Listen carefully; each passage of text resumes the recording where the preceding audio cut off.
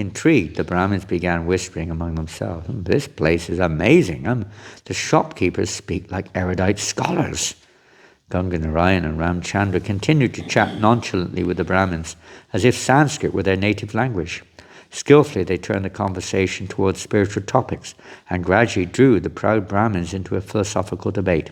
As the discussion became heated, crowds of curious villagers pressed in around them, listening with awe as Ganga Narayan and Ramchandra eloquently established their points by quoting many Sanskrit verses. It didn't take long for the two to defeat the Pandits. Like nowadays, when people go to football matches and stuff, then they would be eager to hear useful things.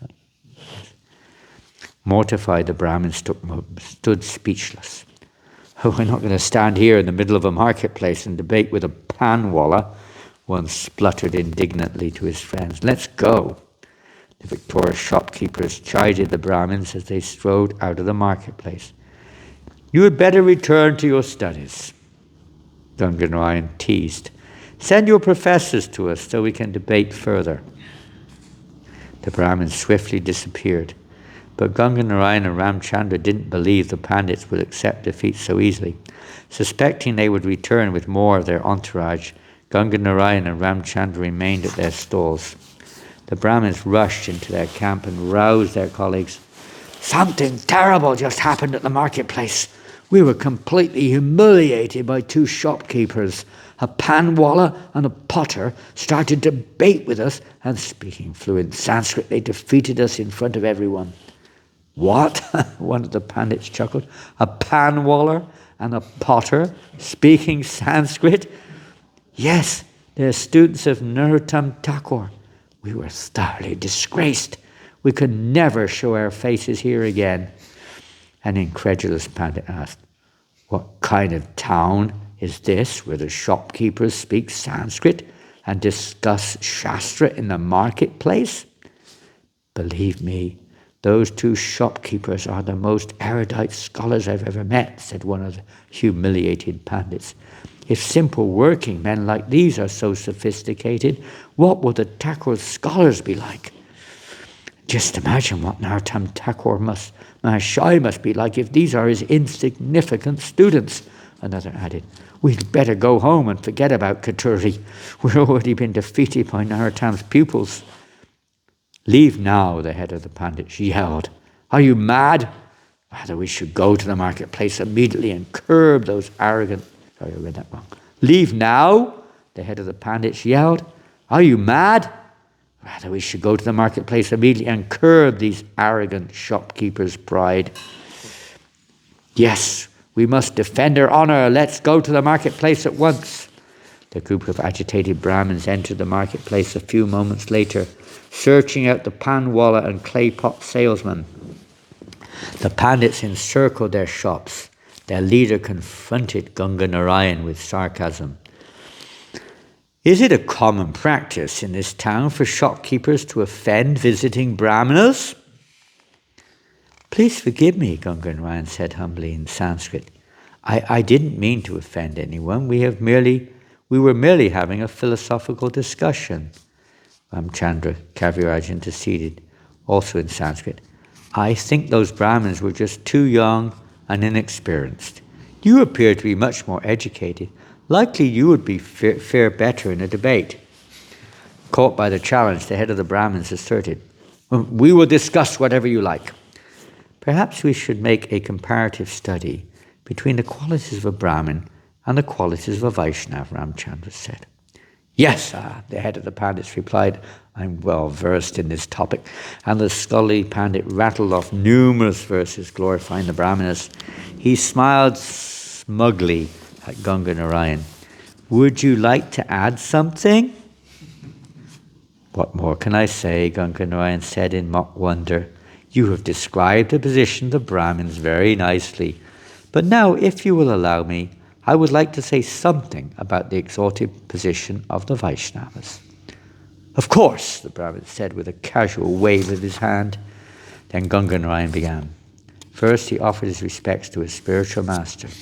Then poetic shlokas in glorification of the Vaishnavas flowed from his mouth in an endless stream. Vipratvisadgunayatadaravindanabha Padaravindam kad svapachang varishnam Manye tadarpita manovachane vitarta Pranang punati sukalam no tabur vimana. If a Brahmin has all 12 of the Brahminical qualifications, but is not a devotee and is averse to the lotus feet of the Lord, he is certainly lower than the devotee who is a dog-eater, but who has dedicated everything, mind, words, activities, wealth, and life, to the Supreme Lord. Such a devotee is better than such a Brahmin, because a devotee can purify his whole family, whereas the so-called Brahmana, in a position of false prestige, cannot purify even himself. Bhagavat bhakti kihinasya jati shastram japastapaha apranasya vadesya mandanam loka vanjanam. For a person devoid of devotional service, birth in a great family or nation, knowledge of the revealed scriptures, performance of austerities and penance, and chanting of Vedic mantras are all like ornaments on a dead body. Such ornaments simply serve the concocted pleasures of the general populace. Yasyaya lakshanam bhuktam pungsovana bhivyashikam yad anyatrapi drishyeta tattenaiva vinirdishet. If one shows the symptoms of being a Brahmana, Kshatriya, Vaishya or Shudra, even if he has appeared in a different class, he should be accepted according to those symptoms of classification. If a person is born in a Shudra family but has all the qualities of a spiritual master, he should be accepted not only as a Brahmana, but as a qualified spiritual master. A Vaishnava is superior to a Brahmin because whereas a Brahmin knows that he is Brahman, not matter, a Vaishnava knows he is not only Brahman, but also an eternal servant of the Supreme Brahman. On and on he spoke, his powerful melodious voice echoing through the marketplace, mesmerizing everyone. The Brahmins stood with their mouths agape as Ganga Narayan irrevocably established the superior position of the Vaishnava. When he finally stopped speaking, the entire marketplace was completely silent. With folded hands, Ganga Narayan turned to the head of the Pandits. So he said smilingly, gently, the Shastras clearly state that the Vaishnava is superior to all. Vaishnavas are beyond caste distinction and should be respected by everyone, even the Brahmanas. The chief of the Brahmins stood stunned. Wiping sweat from his forehead, he sputtered a few weak arguments, which were swiftly refuted by Ganga Narayan's razor-sharp intelligence. The color drained from the Pandit's face. Desperately he turned to the other Brahmins for help, but no one spoke.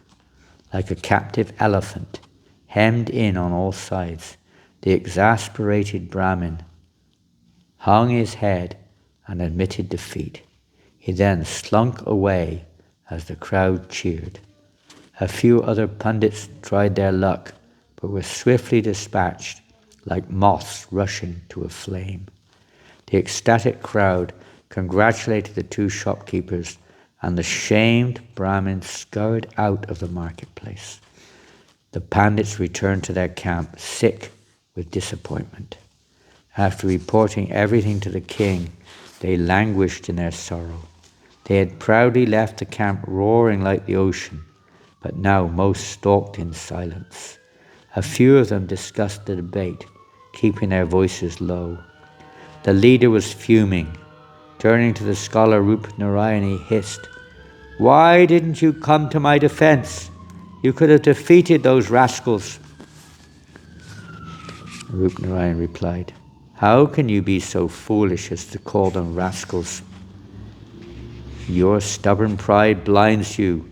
I didn't speak because my heart was filled with awe by their illuminating presentation. It was brilliant, logical, and full of Shastric references. How could you not be impressed by those shopkeepers? Their speech, their demeanor, and the knowledge they presented far surpass those of the greatest Brahmins. Both through personal example and Shastric reference, they establish without a shadow of a doubt that a Vaishnava is situated on the topmost spiritual platform and is worthy of respect even from the Brahmanas. Rupanarayan's stance was unexpected, and all the Pandits stared at him. Rupanarayan glared back. Are you all too proud to admit that what they said was true? Won't any of you acknowledge that those men know far more about spiritual topics than all of us? Could you not perceive that those saintly shopkeepers were not debating us just to establish their superiority? Nor were they trying to humiliate us. They simply wanted to establish the point that a Vaishnav, like their guru, Sri Narottama Thakura, is beyond mundane caste distinction and is endowed with the power to elevate even the lowest of creatures to the highest spiritual platform. If it weren't so, how could such simple folk become so spiritually advanced? It could only be by the merciful touch of a Vaishnav like Thakura Mahashai.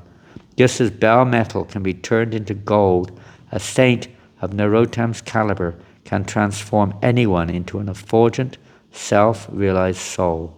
Such is the power of the Vaishnava. Exasperated with the Pandit's continued silence, Rupanarayan stepped into the center of the group. What's the use of your birth as Brahmins if you can't recognize and appreciate transcendental knowledge when it stares you in the face? Isn't the attainment of such knowledge the sole purpose of a Brahmin's life? Isn't this what you all yearn for? He looked around reproachfully at the crowd. Have you become so caught up in rules and rituals that you have forgotten the goal of your dharma? No one dared to speak. Pacing back and forth, Rupanarayan continued his impassioned speech. Do you think you have already attained conclusive knowledge of the Almighty simply by taking birth in a Brahmin's family? Ha! Don't delude yourself or others in this way. Spiritual understanding is not so cheap. Simply taking birth in a Brahmin's family or wearing a sacred thread does not automatically elevate you to the Brahminical platform. As a matter of fact, it is said in the Varaha Purana that everyone is born a Shudra in Kali Yuga. And it is further mentioned that in Kali Yuga even demons may take birth in Brahmana families. What have you got to be proud of? No, my friends, Rupanarayan continued. No, my friends, Rupanarayan continued, chuckling lightly. You most certainly cannot judge a man by his birth. One's nature can only be understood by the qualities he manifests. And so, to my eyes, those shopkeepers showed themselves to be of the highest character. Just imagine what the characteristics of their guru must be. Excuse me, Panditji, one of the reprimanded Brahmins objected. You speak so highly of those shopkeepers, but you seem to have little regard for your own colleagues. Do you not see that there are many great souls in this assembly who possess all the jewel-like qualities of the Brahmanas? Why are you speaking so harshly to them? Rupanarayan stopped pacing and turned to address the Brahmin respectfully. Forgive me, he said gently. I do not wish to offend any of you. My purpose is not to minimize the importance of the Brahmins, but to point out that coming to the Brahminical platform is not an automatic process, nor is the attainment of Brahman the end of one's spiritual quest. In fact, it is just the beginning. The absolute truth is understood in three phases: Brahman, Paramatma, and Bhagavan. To reach the higher stages, you must pass through the Brahminical stage and become a Vaishnava, situated on the Vasudeva platform. Only then can you understand the personality of Godhead, Sri Krishna, and his qualities, names, form, and pastimes. He fixed his gaze firmly on the questioner, and said, that's why those two shopkeepers could so easily defeat you. They are the disciples of a great Vaishnava and become Vaishnavas themselves, so their knowledge and devotion surpasses yours. Consequently, to consider them or their guru low class is a grave offense. Regardless of their birth, they are worthy of our worship. Therefore, I humbly ask you to swallow your pride. Pressing his palms together in namaskar, Rupa Narayan scanned the faces of his audience, his eyes pleading for understanding.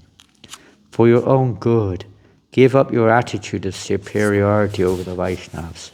This mentality will only lead you down the road to destruction. Take my advice, for I have learned this lesson by experience.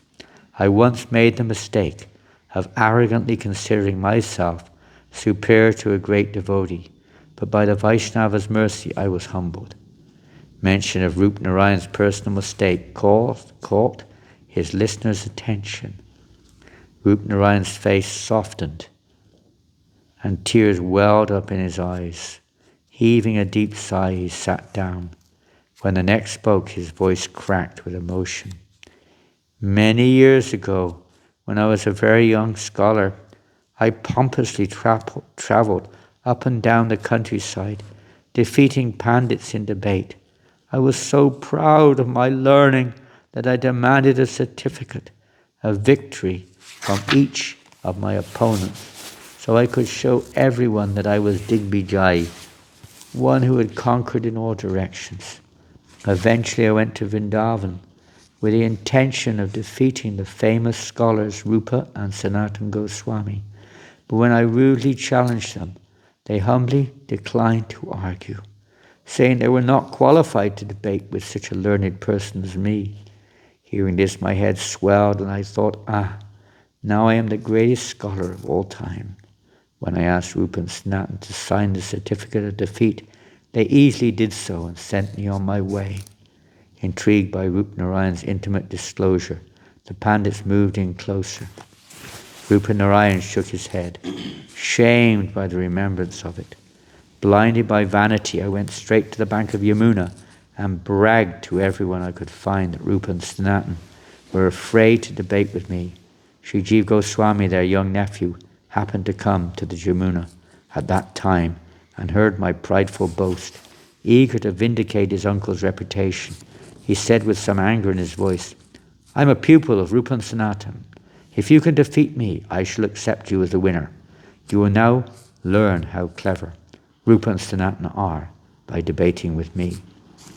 Well, the debate that followed was heated, and it lasted for days. Sri Jiva expertly defeated the philosophy of Advaitavad and established the superiority of devotional service above Gyan and above karma. At last I was forced to bow my head in defeat. Yet strangely I didn't feel humiliated. Rather I felt purified. My heart was actually overflowing with transcendental happiness. By the merciful association of the exalted saint Sri Jiva, my eyes were opened. I understood the truth. Relieved of the heavy burden of my pride, I humbly apologized to Sri Jiva, Rupa and Sanatana. At that time Sanatana Goswami told me that in the future I would take initiation from Narottama of Katuri. Since that time I've been wandering around, eagerly waiting to meet that great soul. When new Brahmins arrived at the court of Rajna Singha to lodge a complaint against Narottama Thakura, although externally I agreed to your plan to defeat him in debate, I was thinking that my good fortune had finally arrived. Now we shall all be delivered by the Thakura's mercy. By his immense spiritual potency, Thakura Mahashai is drawing us all to him. Stunned by this confession, the chief of the Brahmins could no longer hold his tongue. You traitor! You had no intention of helping us. He turned to his colleagues. We have been harboring an enemy in our own camp. And with that, the Brahmins stalked out of the assembly. Again, mayhem descended. Some of the pandits were amazed by Rupa Narayan's revelation. Some were bewildered, others dubious, and many more completely won over. In the meantime, Rajna Singha had listened silently to all that had transpired. Now he stepped forward and with a beaming smile wrapped an arm around Rupa Narayan's shoulder. Aha, Panditji, you are a clever man. Thank you for opening our eyes. Then it is just as I had suspected. Thakura Mahashai is an extraordinary saint. So what are we to do now? What should our course of action be? We shall continue on to Katuri tomorrow, Rupa Narayan said. Not to debate, but to take shelter of Sri Narottama Thakur Mahashai. Yes, yes, Rajna Singh agreed enthusiastically. We have come so far. Now we must meet this great devotee, seek his shelter, and apologize for our presumption. I have been wanting to meet him for a long time. Turning again to the Pandits, Rupnarayan concluded, So, my friends, your defeat is no cause for shame.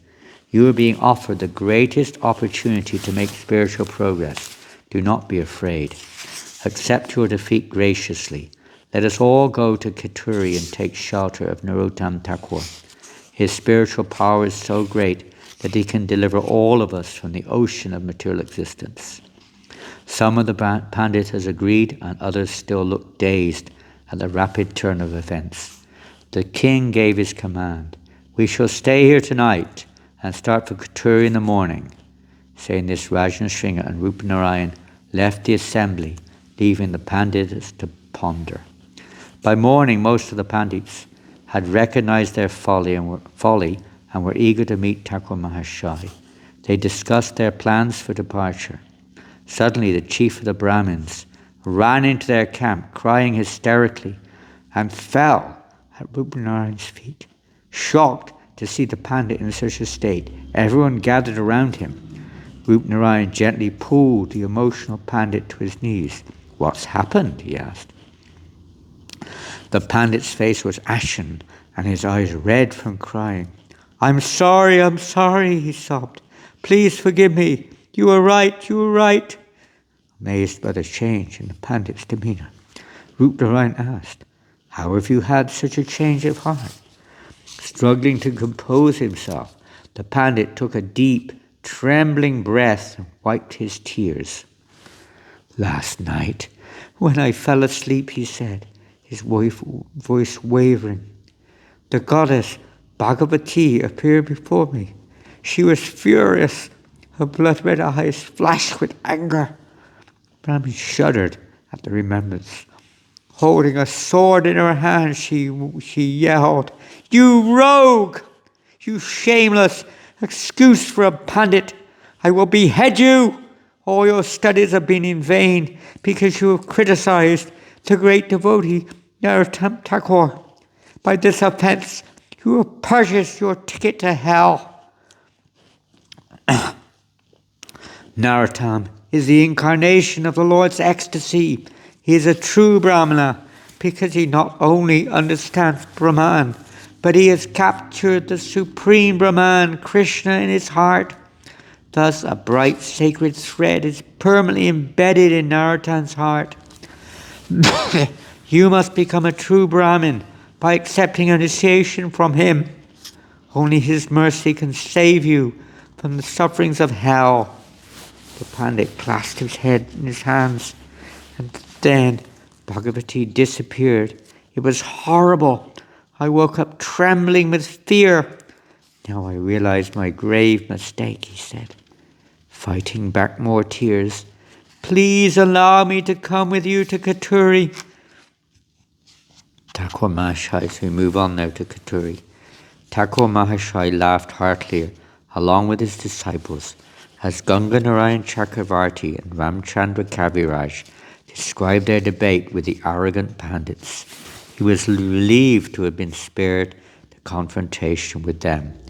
During this discussion, one of Narottama's disciples entered the garden and interrupted the laughter with an announcement. The king of Pakapali and his troop of Pandits just entered the compound. They've gone into the temple room. Thakur Mahashai smiled brightly. Please bring them here. And then, after they have taken their darshan, with faltering steps, King Nrsimha, Rupnarayan, and the crowd of Pandits approached Thakur Mahashai. When they were still at some distance, they fell to the ground in obeisance. Fearful and ashamed, they looked timidly up at Narottama's face. Narottama smiled as he saw the look of surprise on all the Pandits' faces when they saw Ganga Narayan and Ramchandra by his side, dressed in dhotis and with Brahmana threads and shikhas clearly visible. Please sit, Narottama said. I am fortunate to have the company of such highly learned and and noble persons. Venturing forward, the king fell to his knees in front of Thakura Mahashai. "We came on a sinful mission," he said remorsefully. "We wanted to drag you down from your position, but now we have understood our terrible mistake." Tears welled up in the king's eyes. "Please forgive us and give us shelter at your lotus feet." Thakura Mahashai was touched to see the king's tears. Standing, he pulled the king to his feet and embraced him. "Don't worry," Narottama said, his own eyes wet with tears. "I am yours, and you are mine." Deeply relieved by Thakura Mahashai's warm reception, the king broke out into a huge smile. "These two disciples of yours," and he motioned to Ganga Narayan and Ramchandra, "saved us from committing a heinous crime at your feet. They have shown us the superiority of bhakti. We consider ourselves most fortunate to have been defeated by your glorious disciples." The chief of the Pandits sheepishly stepped forward, his face clouded by anxiety. Falling at Narottama's feet, he cried, "Please forgive me. I am the greatest offender." With deep remorse, the humbled Pandit sorrowfully retold the tale of Durga Devi's anger at him and begged to be forgiven for his offences. Thakura Mahashai assured the Pandit that he had not taken any offence. Ramchandra Kaviraj gently placed his arm around the Pandit's shoulder, comforting and welcoming him. "This is Rup Narayan," the king said, introducing the famous Pandit. "He has been waiting for many long years to get your darshan." Rup Narayan came forward after offering his profound respects. He told the story of his meeting with Vrindavan Goswamis and his defeat at Jiva Goswami's hands. Narottama and Ramchandra heard his tale with amazement and delight. Ramchandra Kaviraj then invited everyone to attend the arti. Afterwards, Thakura Mahashai sat down to begin kirtan. His voice was enchanting, and the king and the Pandits gathered around him to listen. Through sweet songs of devotion, Thakura Mahashai instructed them all in the science of Krishna. "My dear brothers," he sang, "putting the yogis, karmis, jnanis and demigod worshippers far away, and rejecting the torments that are fruitive work, ordinary religion, and the other processes of yoga, just worship Lord Giridhari. The innumerable varieties of philosophy and various conceptions of life are all products of the conditioned soul's pride. Trying to understand them brings no real benefit, but only pain within the mind. The fruitive work of the karma kandi and the speculative knowledge of the jnana kandi are two pots of poison. If one drinks these two poisons and then proclaims that they are both as sweet as nectar, he will fall from the human realm and spend a long time wandering in many species of life." The guests swayed to the music, absorbing the profound message in every stanza. Narottama looked up at their joyful faces and knew that the pure, potent teachings of Sri Chaitanya Mahaprabhu were already acting on their hearts. On and on Thakura Mahashai sang, encouraging his audience to take up the process of Krishna consciousness, give up the tendency to find faults in others, and simply follow the path of pure devotional service, which is free from any extraneous motive and devoid of fruitive karma, impersonal jnana, and all other selfish desires. Thakura Mahashai's eyes glistened with tears as he lovingly urged his audience to take shelter of his beloved Lord Krishna. Just dive into the shoreless nectar ocean of pure love for Krishna. It is larger than the largest salt ocean water. If you swim in that ocean nectar ocean, Lord Krishna will make all your sufferings disappear, and you will attain endless transcendental bliss. Then, ending the kirtan, Thakura Mahashai invited everyone to take prasad. Touched by Thakura Mahashai's company, the guests decided to remain in Kuturi for as long as possible. In that company, both the king and his Pandits were transformed. Within a short time, all of them fully embraced the Krishna-conscious philosophy unaccepted initiation from Thakura Mahashai. Shri Narottama Das Thakura ki jai. And that's the end of that particular pastime. And the next pastime is another pastime. I read that earlier this morning. Shri Narottama Das Thakura ki jai.